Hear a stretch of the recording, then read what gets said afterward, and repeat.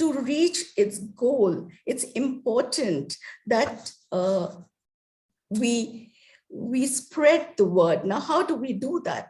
Oh, Vigilant Society can do that. We've got the committed NGOs who can promote this, a committed law enforcement structure, maybe a positive and active judiciary, and above all, a meaningful media to spread the word. I think all this is important for us to see this change and to see these schemes actually bring out the change that it desires to.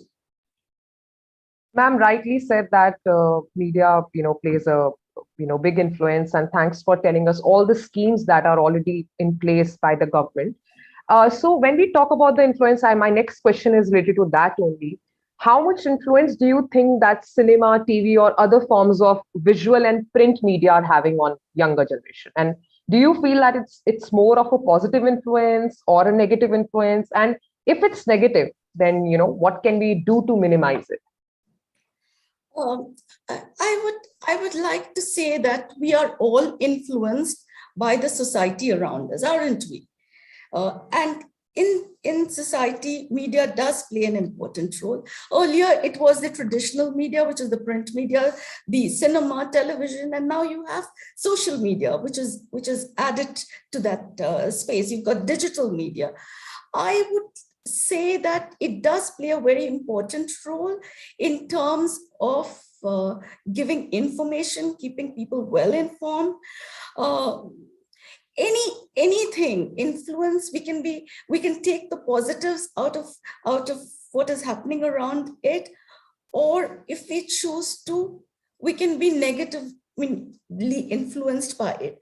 Now, what is it that we can do to ensure that these are positive influences? I think one must use our discrimination. Unlike earlier times where there wasn't so much of social media, and there wasn't so much of disinformation around, one need not have been so vigilant.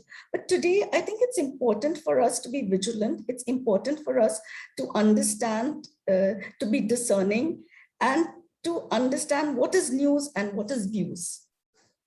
I think that is important.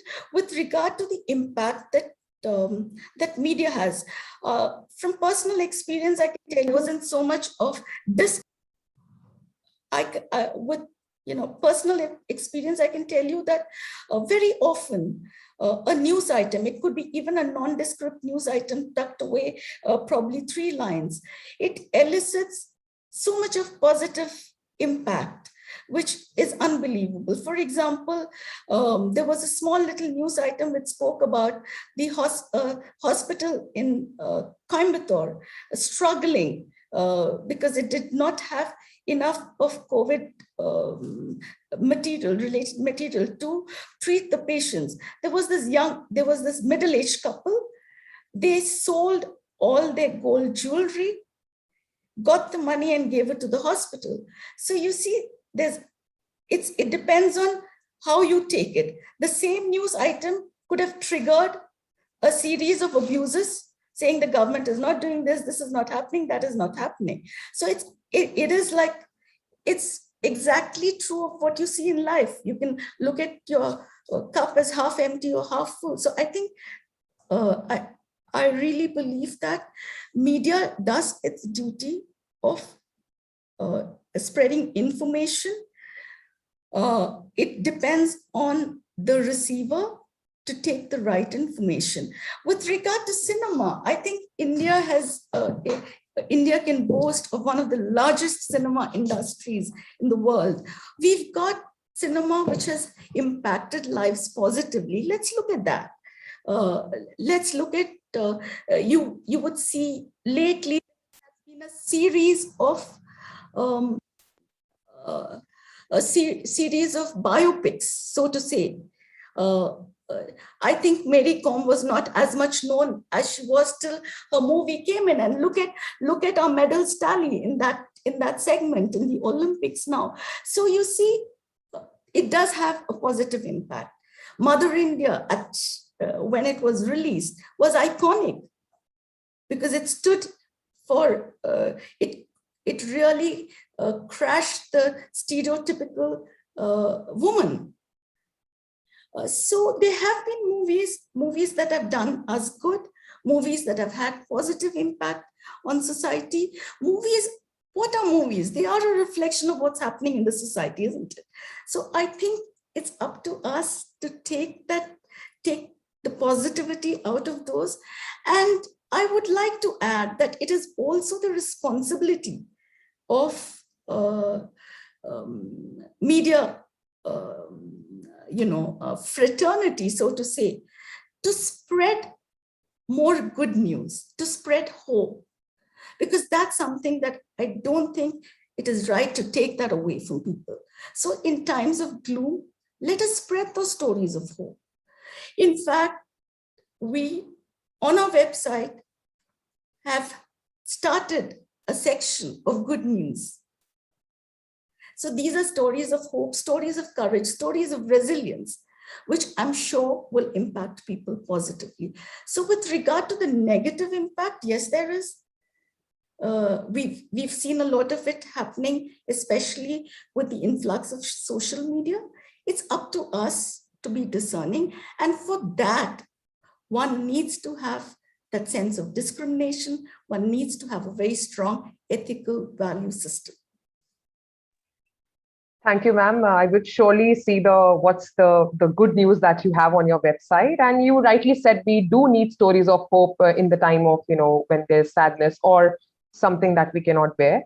So now, ma'am, we want to know about your personal journey. So how has your journey been? Have you encountered the stereotypes or any, proverbial glass ceilings?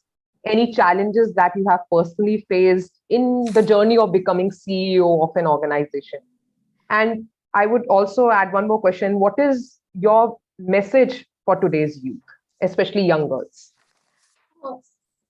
I think I have been supremely blessed by Amma, who's guided me in my life. So I would say that the journey has been eventful.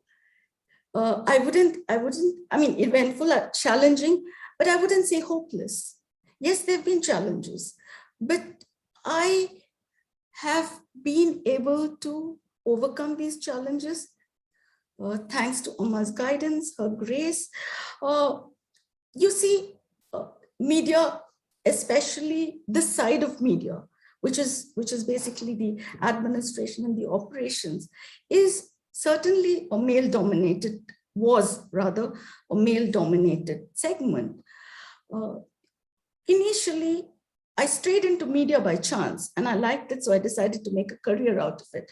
So initially, it was a little difficult to get acceptance from my colleagues. But when they realize, or when they see that you are not asking for any quota, you're not asking for any special privileges because you're a woman, they then slowly, tacit approval happens first, and then they slowly make you one of the team members. So for the longest time in my office, letters used to come to me addressed as Mr. Lakshmi Menon. So, that just goes to say that there were only women probably men then in those positions. When I got inducted into the company, I was looking at marketing, and then 11 years later, I moved into sales. Sales is a predominantly male-dominated segment. Sales in a newspaper is circulation. And circulation, your work begins at night when the newspapers are all packed and ready to be distributed. You go to these drop points, you will find hawkers there, all male. So your work starts at actually 4 a.m. And then to be on the streets, to actually see if things are going well, to have a cup of chai with them. Initially, when I used to go to the points, everybody used to look at me wondering, if I've sort of walked in there by mistake. But yes, over time, acceptance happened.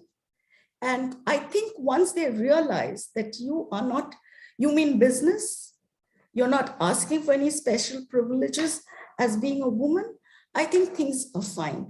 And, honestly, I've never felt, even when things were challenging, I've never felt that I was a victim.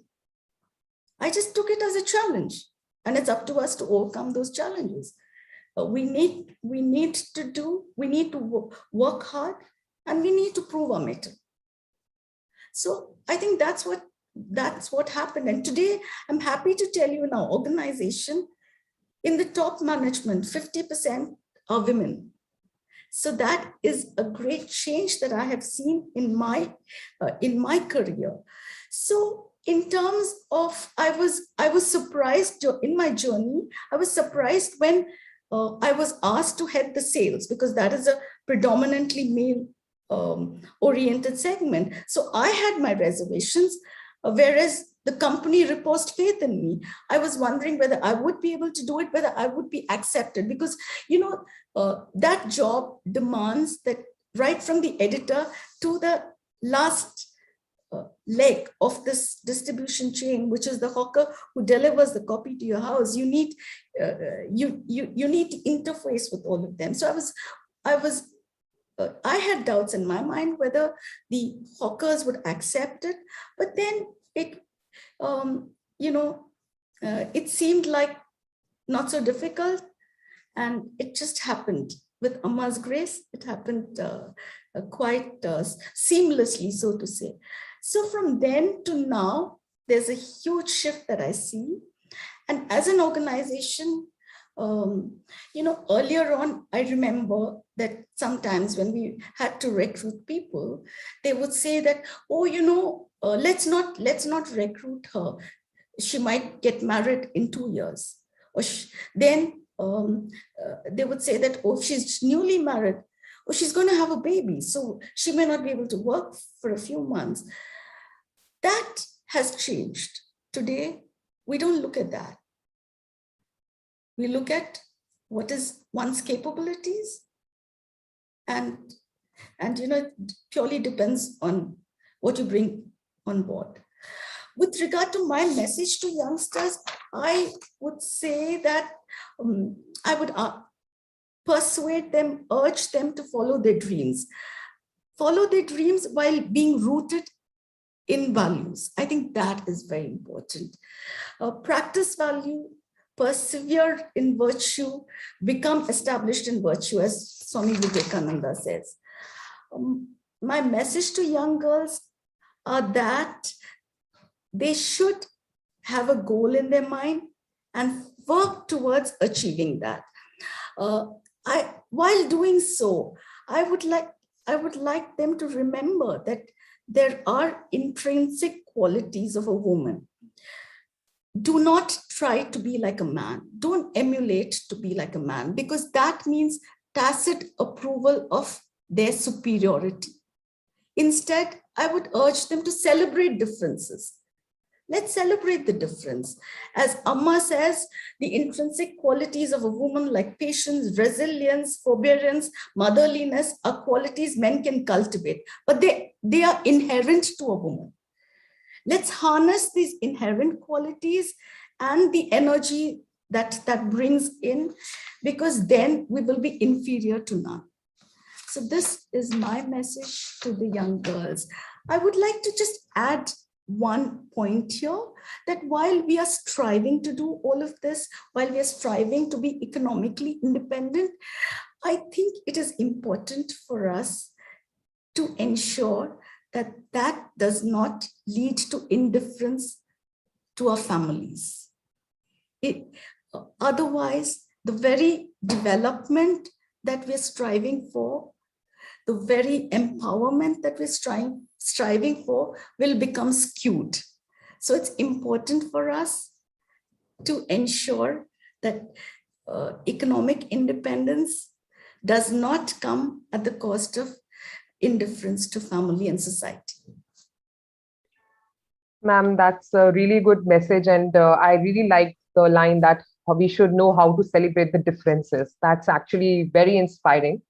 So talking about inspiration, my next question is related to that only, and is that you have been associated with Amma since many years. So in what ways Amma and her teachings have empowered you in your personal life as well as professional life?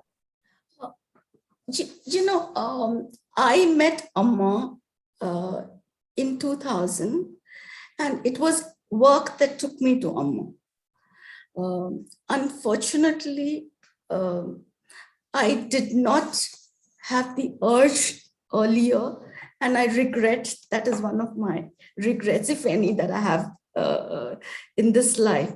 So it was work that took me to Amma. My first impression was that, oh my God, here is somebody who seems to be able to make a difference, and a positive difference at that. So many people with just a hug, a smile, a word. And the first time I met Amma, she asked me to sit by her side. And that is a position that I hold closest to my heart. And I always like to be there whenever I meet Amma. So as I was sitting by her side, I observed that she was interacting with so many people. People spoke in different languages, and Amma was answering them in Malayalam. So, one of my first questions to Amma was that, how is it that you understand when people speak to you in different languages?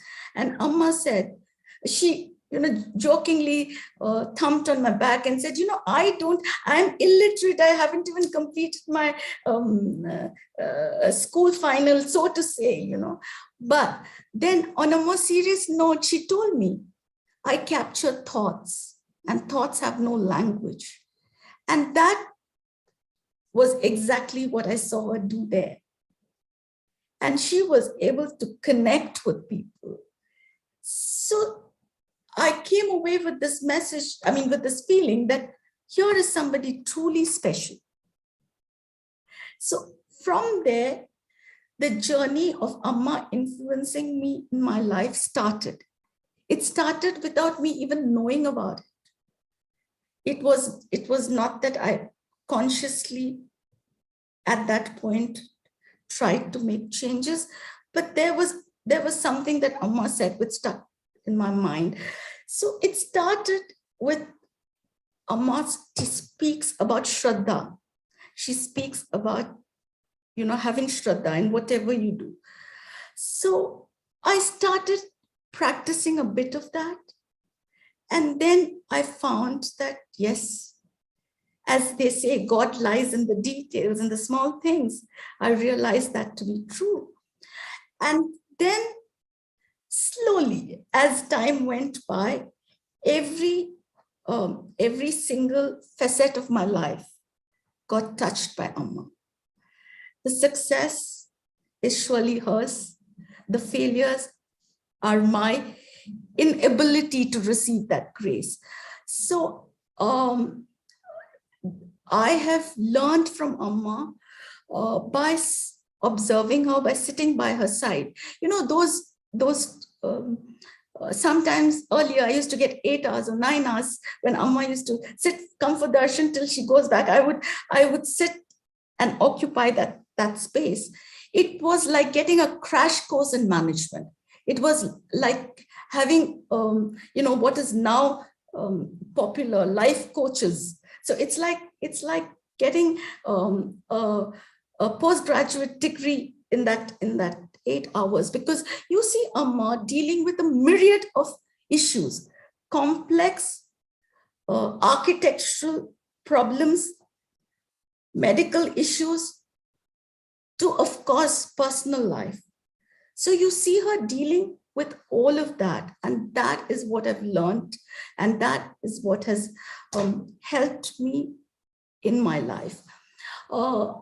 Being associated with Amma, in 2004, when tsunami struck, that was the time when I got to understand some of the work that the ashram did in the area of disaster relief.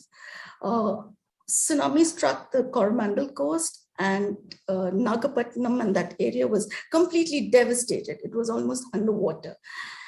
And Amma's ashram was the first to start a relief camp over there and set up. And it was a massive operation, all directed by Amma. And that again was a terrific learning experience for me.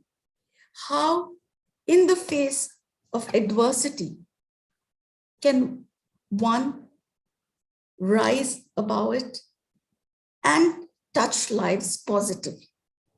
So from there started my association with the ashram in some of their activities, in some of the in the area of disaster relief or women empowerment. So I think I am what I am today thanks to Amma.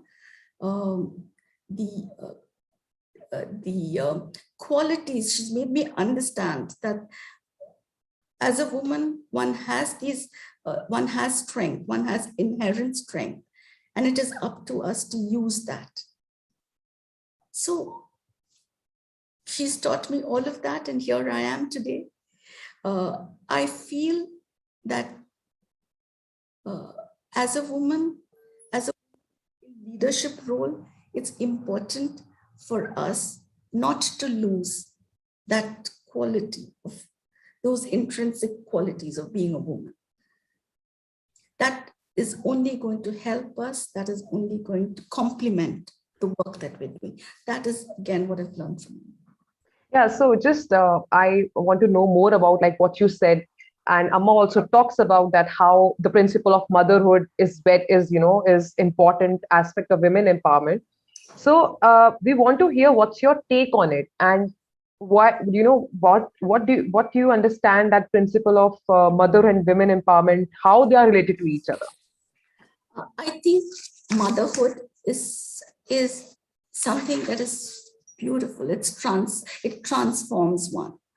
What does a mother do? I mean, a mother is full of compassion. A mother is full of love. A mother is full of positivity, resilience. A mother never gives up on her child. It doesn't matter what the world says, but the mother never gives up.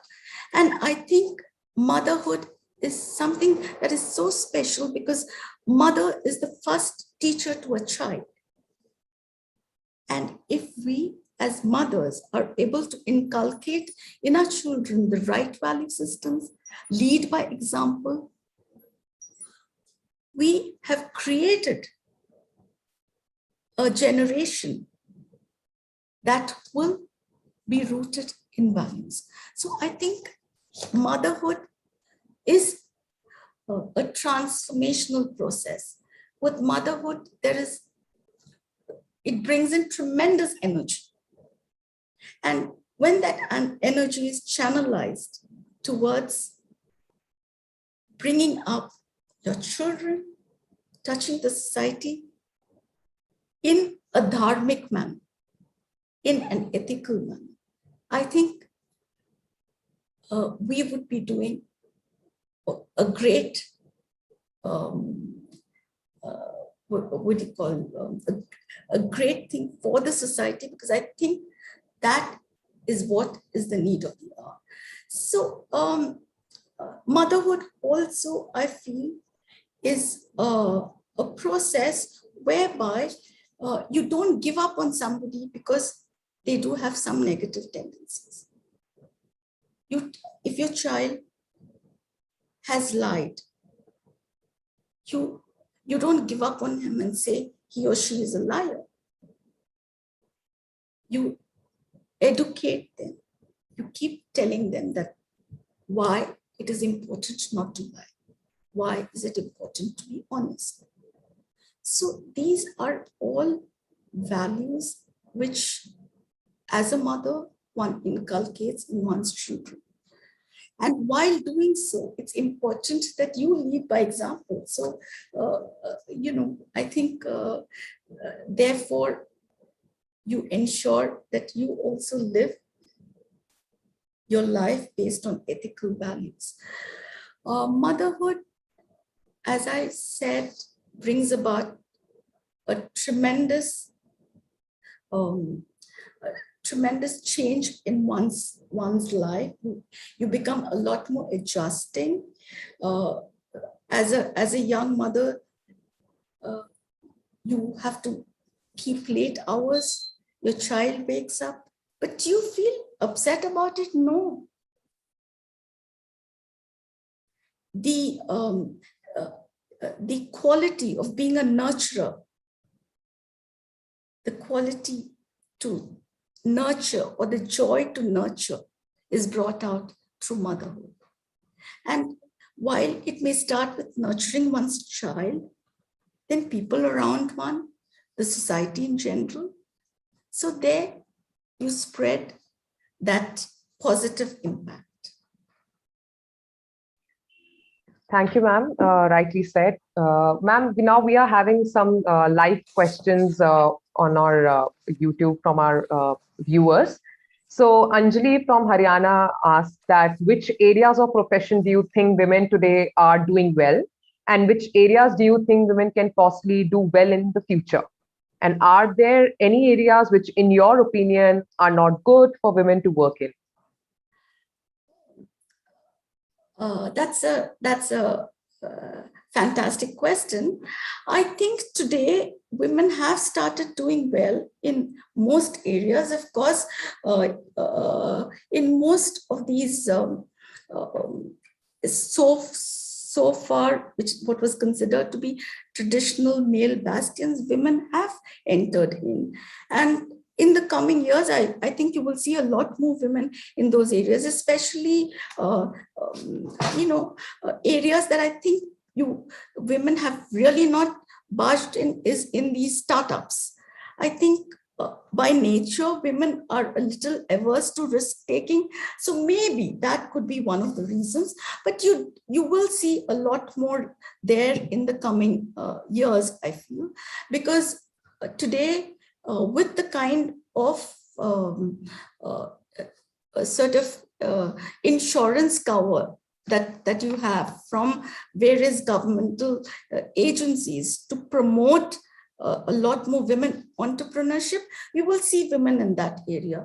If you ask me, is there anything that women can't do? I really can't think of anything. Maybe being a male actor,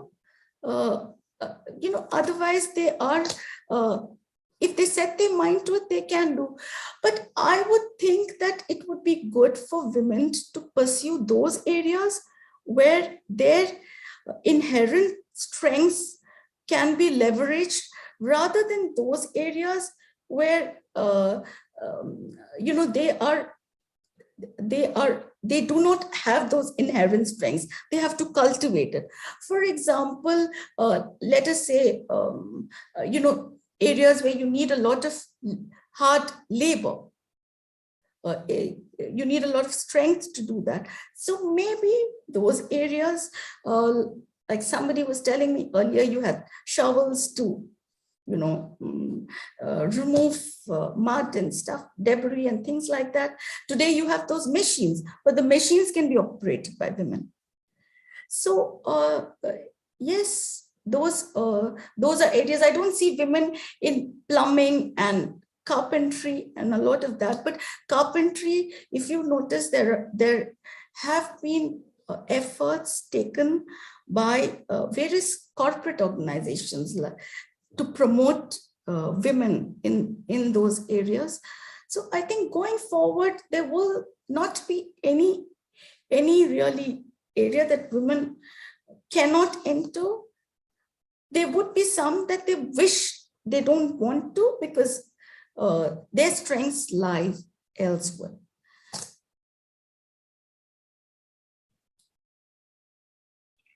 So next question that we have is from Jayatra, and she asked that very often we read or hear news via newspaper or see the TV that younger girls are being exploited physically and mentally by people who lure them into relationships over social media. How do you think mothers should educate their children so that such incidents can be minimized? That's a very good question. I think it's very important in today's times for mothers to educate the kids talk to them, to, educate them about what is a bad touch, what is a good touch. And if, as I said earlier, if they are able to inculcate a very strong value system in the child, it would be difficult for the child to be lured by these temptations. And as a mother, I think it's important for the mothers also to be connected with what's happening in their child's life, because unless they really are connected, they know what is happening, they will not be able to nip these tendencies in the bud. So for this not to happen, I think the mothers need to, I'm not talking about, close monitoring or saying, no, that's not that, but they need to know what is happening, because as a mother, intuitively we know. If there is something that is undesirable that your child is getting into or getting lured into, I think it's important for them to pick that up right away. When in their formative years, when they're children, if one is able to tell them and inculcate in them a sense of what is right and wrong, it is that by itself would help this problem quite a bit. And young girls need to understand, need to be a little more discerning, need to know what is a true, and is it something that's shallow, frivolous, not get into something like that. I remember something that one of my teachers told me when I was a child, and that stayed in my mind. She told me that, she told all of us, she would leave us to answer the exam paper, and she would go out of the room. The textbooks are there. She would tell us, I leave it to you to do the right thing when somebody is not watching you is more important. And if you're able to do that, and then you will be able to look at yourself in the mirror with your head held high, and you will not do anything that is wrong. So what happens when children get away, when young girls get away from parental control, and they feel nobody is watching them, and at that time they get into trouble, they get lured by all that's happening, peer pressure, all of that. But I think if they are discerning, and if they understand it, they're true to themselves, then we can solve this problem to a large extent. While I spoke about mothers bringing up daughters, I think it's important here to say that mothers need to bring up their sons as well with this very strong value system.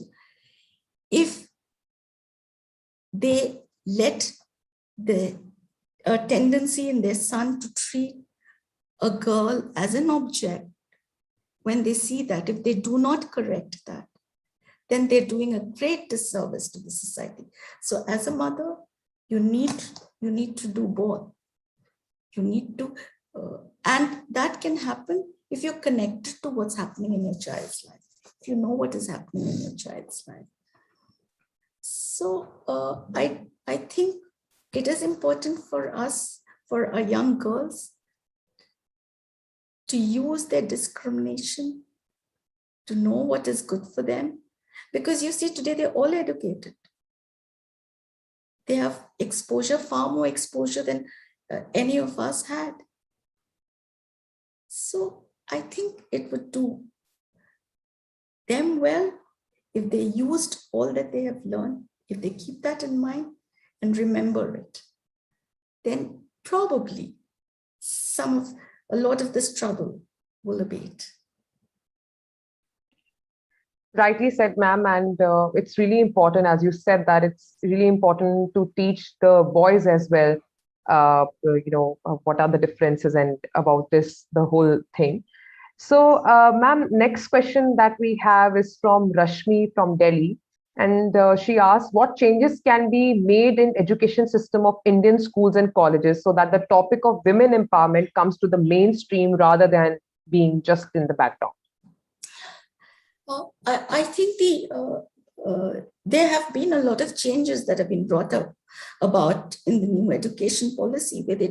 What's important is, firstly, one should know what one's rights are and one's duties are. If the education system helps in understanding, making the children understand what is their right as a citizen, be it man or woman, I think that itself is great step towards women empowerment. The other thing that I would say is that if the education system, like I was mentioning, that you have schemes where you encourage girl children to get educated, and the scheme incentivizes parents to by giving the parents gifts if the student reaches a particular stage in their educational career, and if they have some education by means of which they can be economically independent, then they are even given support by the government for marriage. So these sort of schemes, if they are implemented well, I think that would help in bringing about a lot of empowerment. Also, I think it is important for us as a society. We all know that the Constitution of India does not discriminate between man and woman. There is no way that it says that women are a second-class citizen. So while there are laws, what is it that is preventing? It is the society. And for that to pave way for women empowerment, I think education is important. Educating our girl children are important, and making our mothers understand that a girl child is no less than a boy child. So first, education alone or a change in the syllabus alone cannot bring about the change. There has to be a societal change. And that can happen when we all partake in it and we all do our bit. So I think that is what we need to do. Right. So, ma'am, next question is, ma'am, how you make your mind so strong, how you make decisions in this so competitive world? Is it after meeting Amma? I must say that after meeting Amma, I have really become a much, much stronger person. I think I, in retrospect, feel that Amma was always guiding me. And that is where I drew my strength from, probably. It has been, as I said, a journey where a lot of people have, in my growing years, touched my lives. Like, I remember my grandmother telling me, once we were driving, we used to come to Kerala, to a native hometown, every vacation. And one summer vacation, we were driving to meet relatives. And, as is the practice during the vacation, you go and meet all your relatives. So we were doing that. And we had started in the morning. And around 4:35 in the evening, I remember my grandmother telling our driver to stop the car lest he falls asleep. And she asked him to have a cup of tea. The car was parked on one side of the road, and across the road was a pond, which was unused. And the water seemed dirty and filthy. And in the water, there were lotuses, 2-3 lotuses in full bloom. So I remember my grandmother pointing, drawing our attention to those lotuses and telling us that as you grow up, the world might seem dirty and filthy like that pond. But I want you to remember to be like that lotus, which is in that filth, growing in that filth, but untouched by it. And it spreads a lot of cheer and positivity around. So please do that. Remember not to get bogged down by what is happening in the world. Or, saying that this is dirt, the world is bad out there. As I said, I have never felt that I'm a victim. I've always felt that it is up to us to meet those challenges head on. And after meeting Amma, it has been such a easy task to do that, because I draw a lot of strength from her and from what she says. So whenever in doubt, I just think of many conversations that I've had with Amma, and I get my answer from that. So I would attribute it to definitely her guidance, her, she has this beautiful way of putting these points across through a story, a simple story, but it leaves an indelible mark in your mind. And you remember that at a time of crisis. So I have been able to sort of dip into that bag of stories that she's told me and pick up the one apt for that situation, and I get my answer. Yes. Yeah, so this particular question was from Vishnu from Cochin. I hope that answers your question, Vishnu. So next question we have is from Nitin Shenoy, and the question is it burdensome for women in high positions to represent that women can aspire to be? Does it bring with it a degree of pressure? And do you feel you're always under a lens?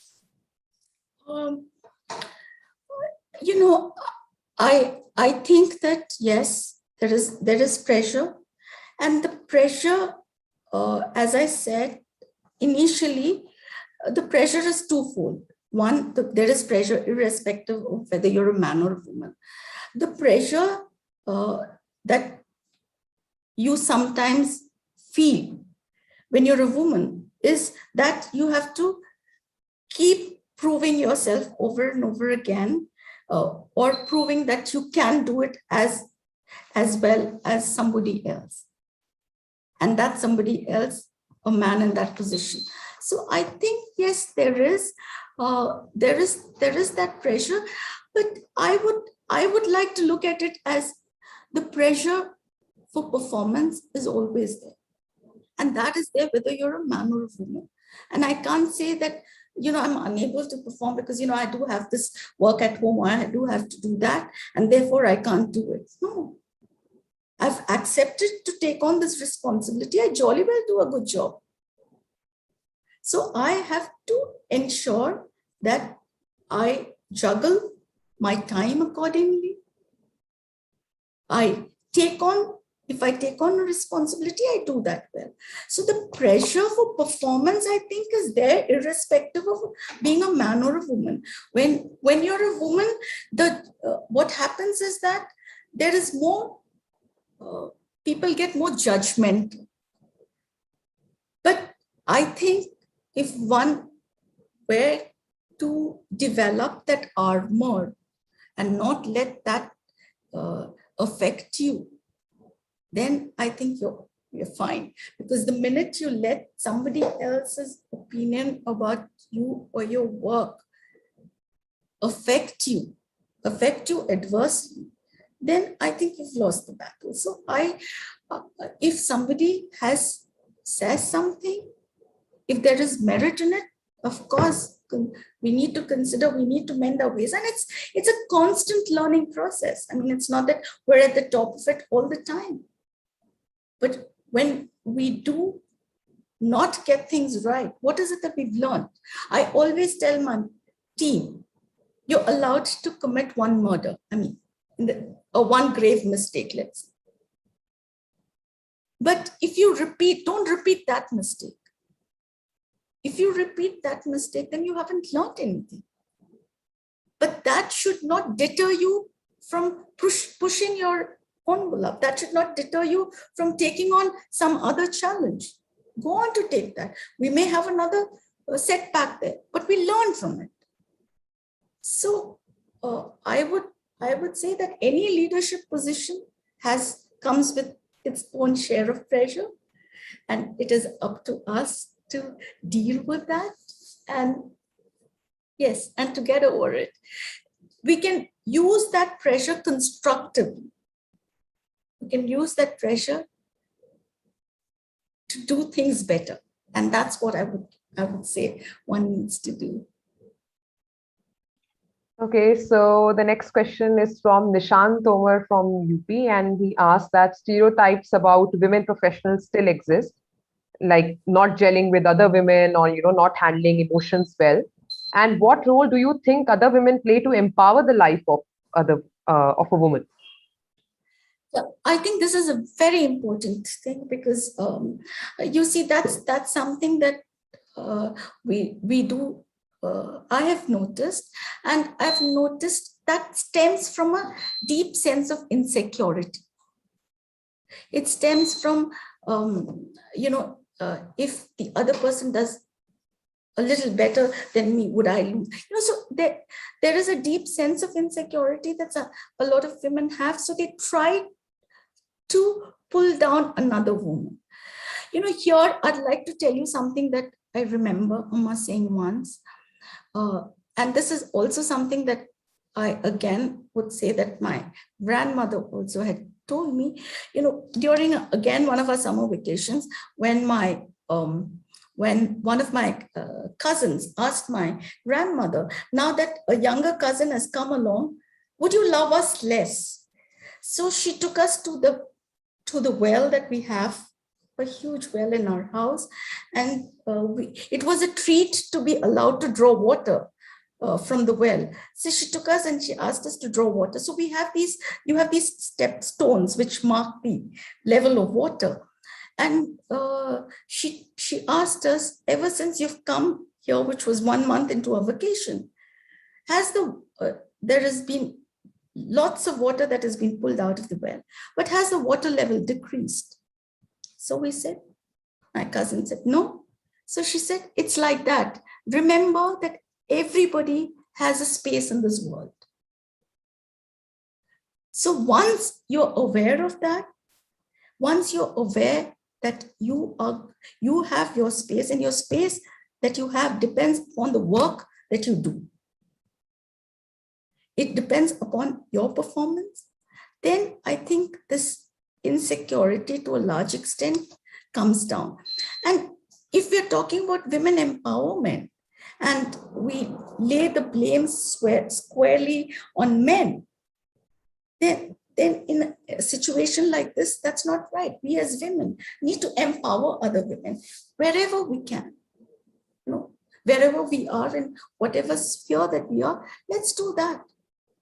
I have learned so much from my house help. The way she manages her finance, it's truly amazing. She earns X amount of money, and she also encourages the women around her to save. And she takes on this responsibility of collecting this money, putting it in the post office, ensuring that at the end of the year they get this amount. So you see, what is she doing? She doesn't think that if the other women become, I will lose my house. No. So I think it's important for us as women to give that hand if we can and help other women instead of pulling them down. This happens not just with women. I've seen that this happens even with men. Sometimes when you have a large sales team, I've tried to uh, sometimes bring down the other. Now, again, if you ask me, why does that happen? That happens, I think, because we as individuals feel that I is more important than me. I am more important. I need this. So once we understand that I have all this, and once that,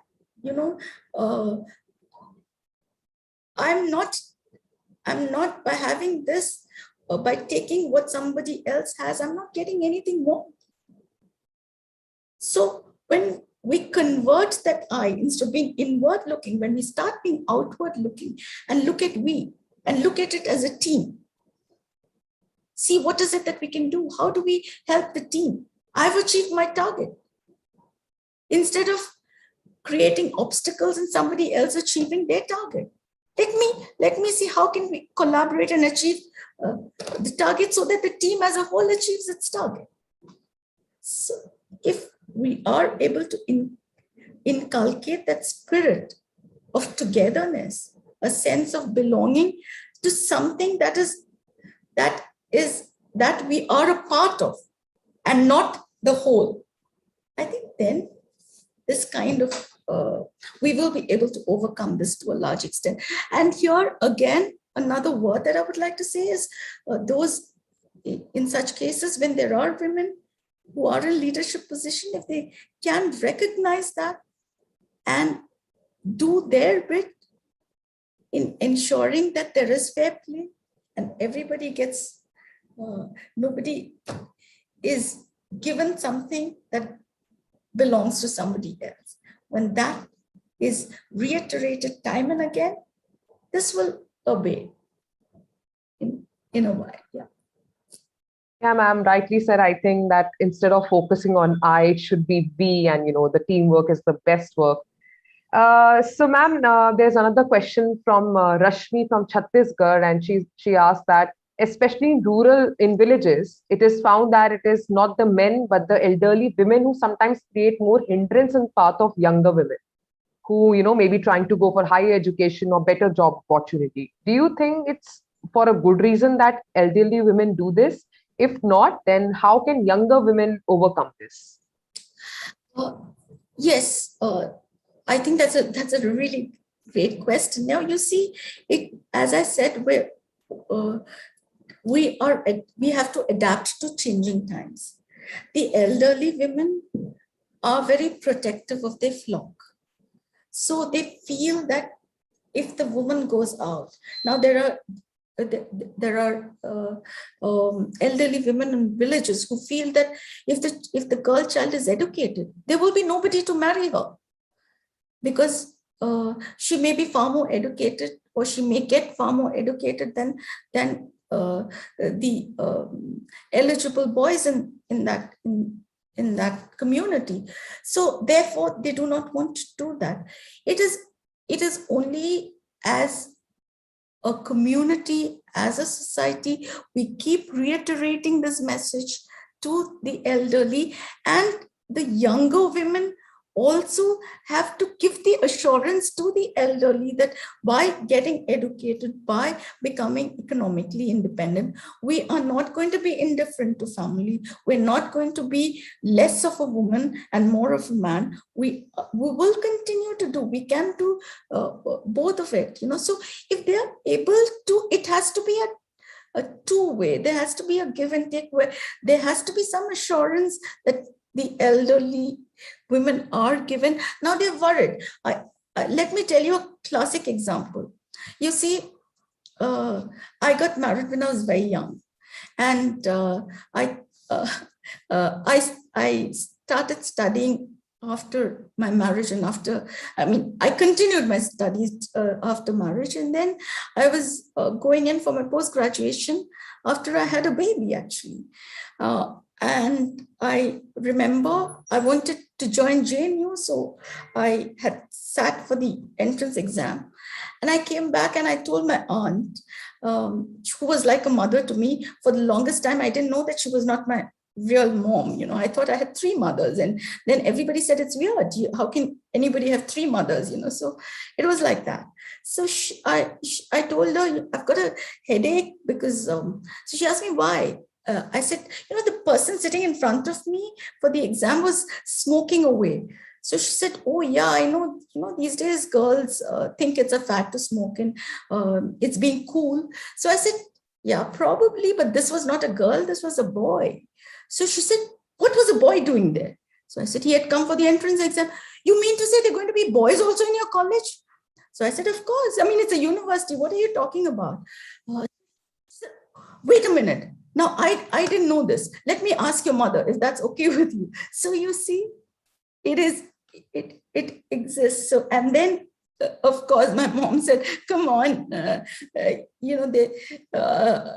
she's married, she's got a child, and now you say she can't go. It's ridiculous. So, no, she was worried because I led a very protected life. I was dropped to college, brought back, and suddenly being in a hostel, being in the woods, she felt I would not be able to cope. So she was thinking for me. And once I understand that she's thinking for me, I'm not angry with her for saying that. I understand where she comes from. So I have to reassure her that I think I will be able to handle it. And you've taught me how to handle it. So I think I've learned those lessons, and let me see if I can put it in practice. If I've really learned.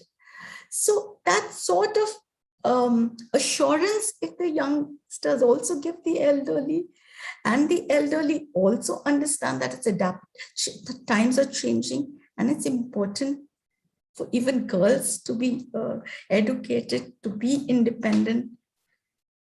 So a bit of give and take, and all those between the two, the elderly and the young, collaborate to bring them together instead of, making them go further away would help. And let me tell you one thing. I think the women in rural India are very resilient.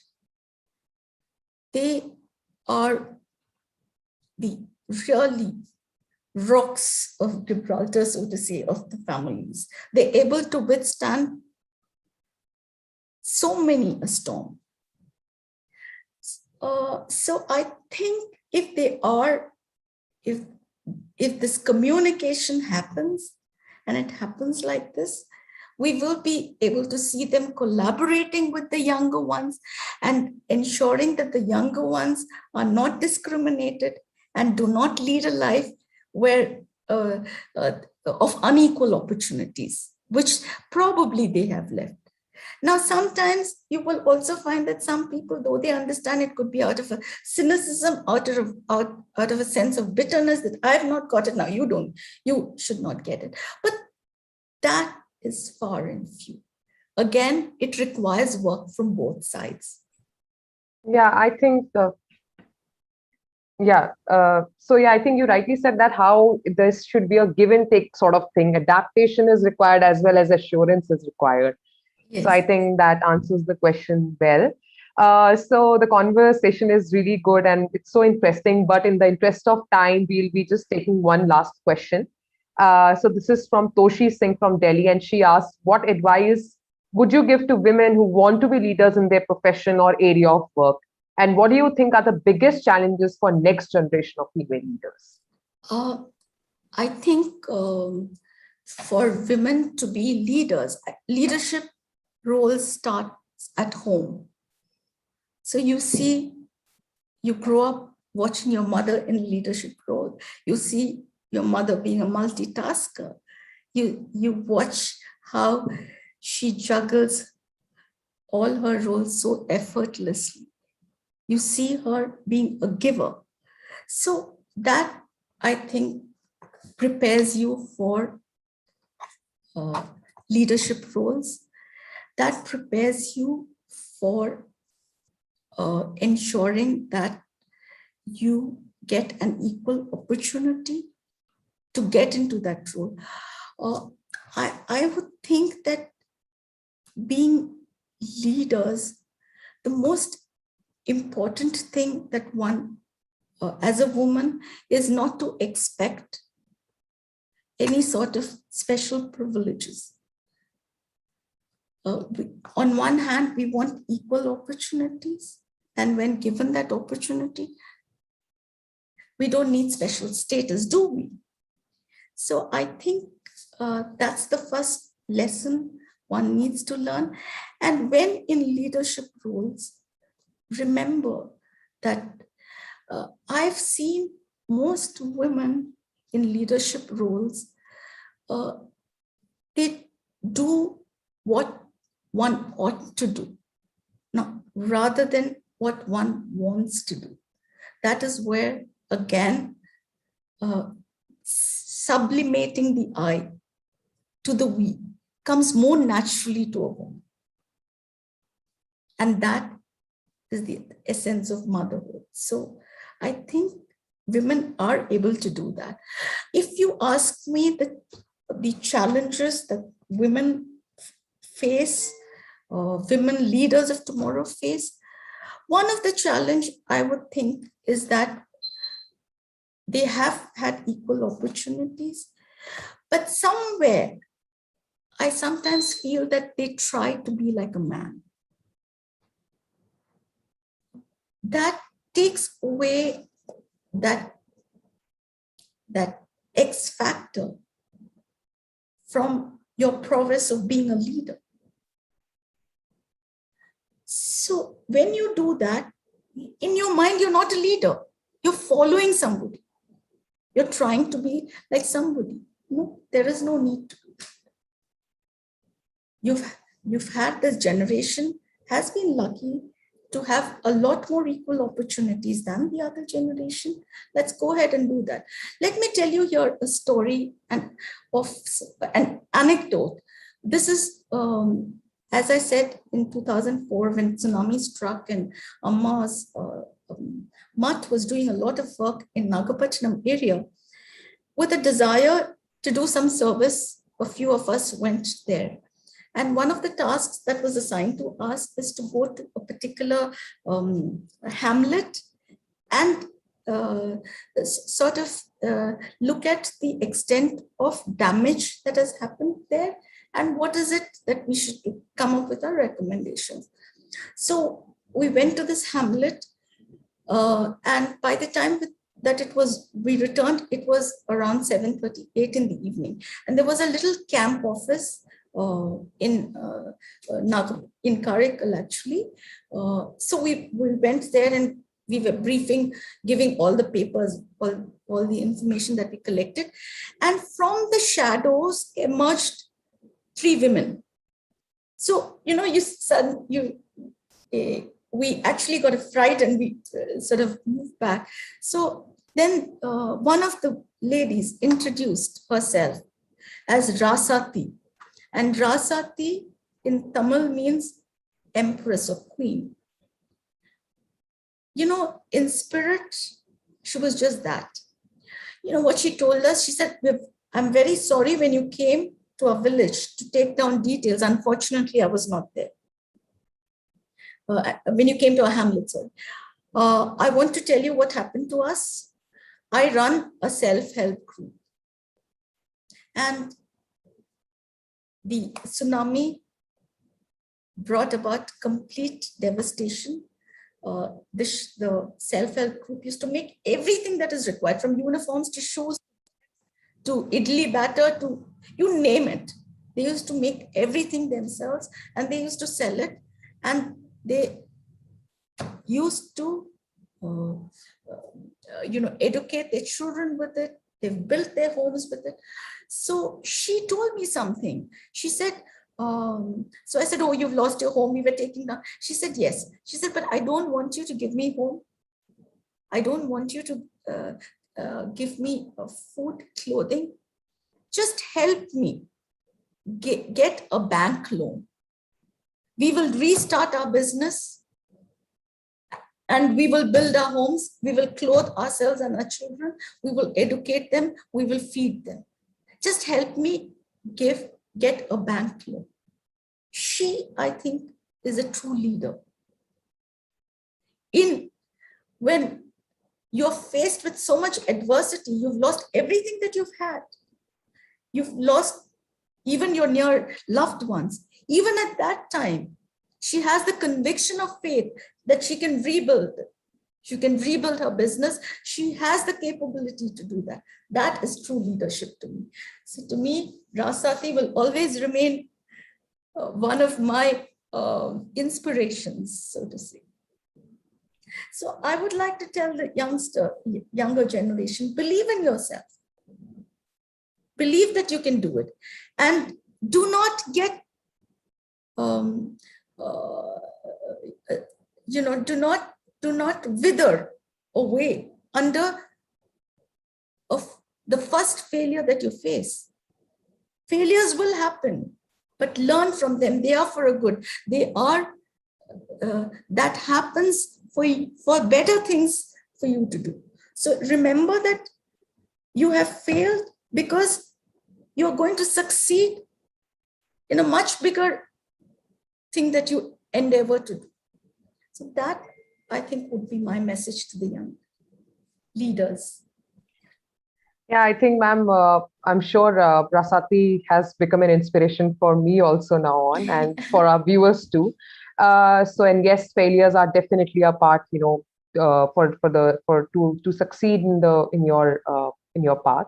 So yeah, ma'am, I think that's where we're gonna end. And thank you so much for sharing your thoughts and experiences. We sincerely hope that our viewers will take inspiration and motivation from what you have shared today. And a special thanks to you for sharing experiences and teachings that you have received from Amma. Thanks to all our viewers for being with us all throughout. Please follow and subscribe to our channel so that you can be notified for our upcoming sessions on women empowerment. Till then, signing off, Team Ayudh. Namaste. Namaste, and thank you for having me today. Thank you. I must thank Amma for all that I have achieved in life. It is only thanks to her abundant grace and guidance. Thank you, ma'am.